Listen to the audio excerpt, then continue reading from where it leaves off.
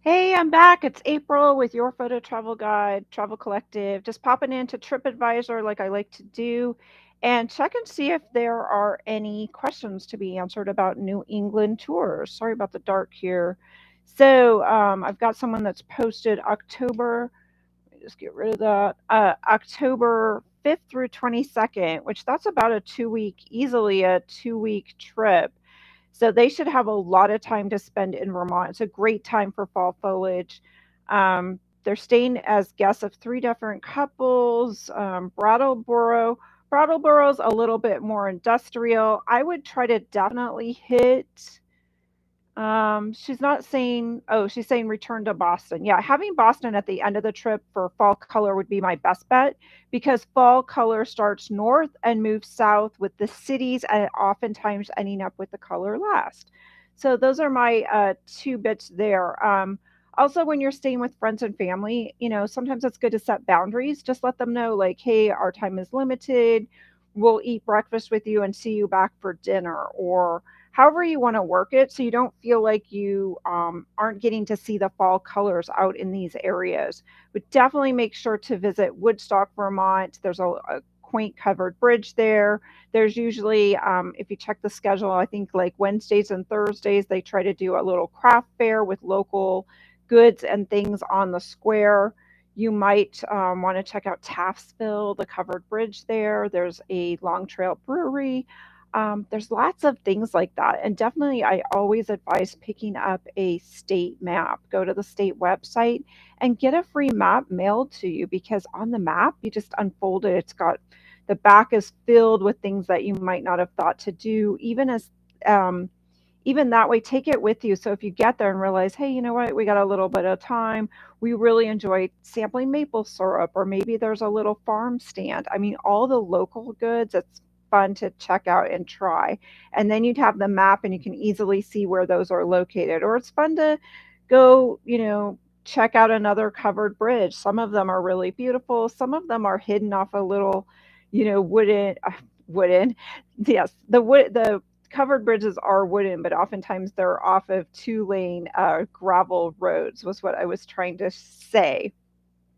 Um, so that's just a little bit of info on that. And besides Vermont, you're close enough to pop into New Hampshire. So don't ignore New Hampshire. I think there's a lot of gems in New Hampshire when it comes to fall. And if you're in Vermont, Lake Champlain right on the other side, you have upstate New York, you have waterfalls, you have wineries. Upstate New York sometimes gets ignored as well, especially if you're not from the United States. I definitely see a new post here. Let's see what this one is. Fall itinerary help. Um, if it'll let me click on it. Sorry, gang. Wearing these glasses, it makes it a little harder to see. I should just put on my computer glasses. Here we go. Sorry, it's a little slow. We've had a lot of rain like other places. October 6th through 12th. That's only 6 days. They're landing in Portland, Maine. So at Maine, 2 p.m. in October, it's going to get dark by about 6. So if your plane is landing about 2 o'clock, you pretty much that evening is pretty much a wash. I would try to get to the lighthouse there. I think the grounds may close at sunset. You may want to double check that. But that would be my first stop because seeing any of the lighthouses, most of the way the main coastline sits, sunrise and sunset make for great photos at these lighthouses. Um, Kennebunkport is going to be a bit of a drive, especially if your plane lands at 2. We all know that getting off of any plane is a good half an hour, even if you've got your bags with you. You still got to pick up your rental car. I would say you'd be getting to Kennebunkport for dinner, which might be fine. It'd be lovely at 6 o'clock. There's some wonderful places in Kennebunkport. You might check out Allison's. They have lobster rolls. They have different kinds of lobster roll combinations that I haven't sampled other places, and their blueberry pie is incredible. So that's my input on that. And this is Scrosby One. So if you're watching this or come across my video, Scrosby from Wisconsin, be sure and contact me. It's April at aprilart.com. I'll be happy to answer some questions on. Um, Champ boat rides, and I think they're talking about Lake Champlain. And I think they're wanting to know about Champ, stories of sightings, stuff like that. This may be something where you might have to do a little bit deeper dive into the internet. I mean, actually look for someone that's into Bigfoot, into Champ even itself, Champ boat ride, haunted things, unexplained things. Might even look at Atlas Obscura, see if there's something listed there. Sometimes they have events listed on their webpage. Those are a couple suggestions. And check with the Chamber of Commerce. You'd be surprised how often the Chamber of Commerce finds out about locals that are leading local tours. So sometimes even doing a deep dive search, pop into some of the Facebook travel groups and post it there. There's a few. Traveling USA is a good one. Some of the others that get a lot of locals to pop in there. Vermont foliage visit. This one might be a little older. Sorry, it takes a minute to load some of these. I so apologize. And then there's these ads now in TripAdvisor, like many of these forums.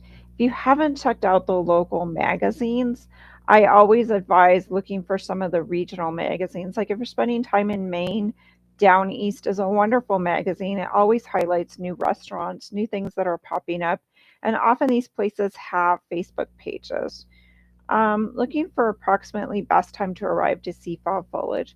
There's no outguessing fall foliage. Generally, the first 2 to 3 weeks in New England, and by New England, I'm meaning Maine, New Hampshire, Vermont, the upper tier of Massachusetts. This is kind of considered the prime area. Of course, you can also experience fall foliage in upstate New York. You can also experience fall foliage in the cities like New York City, which often turns later just because it's the city. Boston gets fall colors. Now, granted, Boston, you often think of a city, there's a lot more buildings and concrete, but it does actually have a chain of greenery, chain of parks, that I think they call it. So you might want to my wife is an avid walker. I'm a runner, and they're looking at 8 to 10 days. This is someone that really should drop me a comment because you really need to do some planning. There's not a lot of public transport that I'm aware of from Boston to Vermont. My best bet would be, if you really want to see New England, is to get a car rental. But the best small towns are often, they're only accessible by car. There's not multiple train lines. There's not multiple bus lines. And again, the bus is only going to drop you off so far. So there is something though that you might be interested in. It's called an inn-to-inn walking tour. It's offered in Vermont, and they actually take your luggage and move it to the next inn, and I believe you do 2 to 3 miles of walking. Maybe it's a little more per day, but it's always sounded so lovely in the fall. So you might check that out. It's called the Inn-to-Inn Walking Tour. So sorry to rush off on everyone. If you've got more questions, be sure to find me on yourphototravelguide.com/contact. You can also check out the travel symposium, which is happening March 4th, and I'll be online for that as well. And if you email me or hit my contact page, I may be able to supply you with a free ticket. So that's my input for today, and I hope to pop on here tomorrow as well. Thanks, guys.